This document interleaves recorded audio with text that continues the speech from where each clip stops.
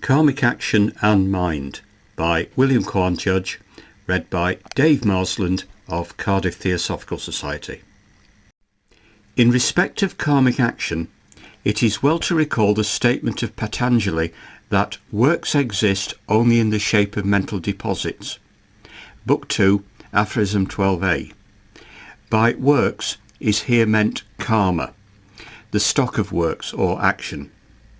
Its results remain as mental deposits or potential energies in the higher part of the fifth principle, and when it reincarnates, those seeds are there to ripen on the tablets of the mind whenever they are exposed to favouring circumstances.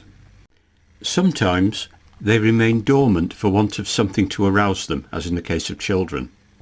The mental deposits of works, collected from time without beginning in the ground of the mind, as they by degrees arrive at maturation, so do they, existing in lesser or greater measure, the sum of merit being less than that of demerit, or conversely, lead to their effects in the shape of rank, raised or lowered, or experience of good or ill.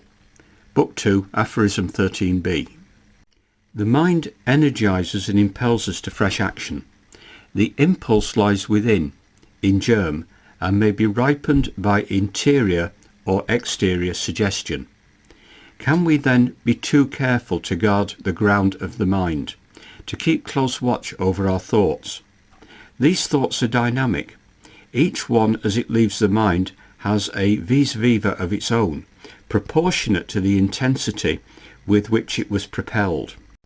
As the force, or work done of a moving body, is proportionate to the square of its velocity, so we may say that the force of thoughts is to be measured by the square or quadrupled power of their spirituality.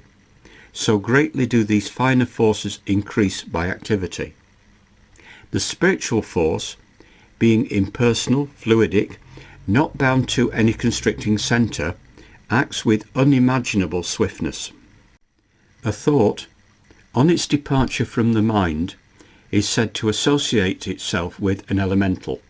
It is attracted wherever there is a similar vibration, or let us say, a suitable soil, just as the winged thistle seed floats off and sows itself in this spot and not in that, in the soil of its natural selection. Thus, the man of virtue, by admitting a material or sensual thought into his mind, even though he expels it, sends it forth to swell its evil impulses of the man of vice from whom he imagines himself separated by a wide gulf, and to whom he may have just given a fresh impulse to sin. Many men are like sponges, porous and bibulous, ready to suck up every element of the order preferred by their nature. We all have more or less of this quality. We attract what we love, and we may derive a greater strength from the vitality of thoughts infused from without, rather than those self-reproduced within us at a time when our nervous vitality is exhausted. It is a solemn thought, this, of our responsibility for the impulse of another. We live in one another, and our widely different deeds have often a common source. The occultist cannot go far upon his way without realizing to what a great extent he is his brother's keeper.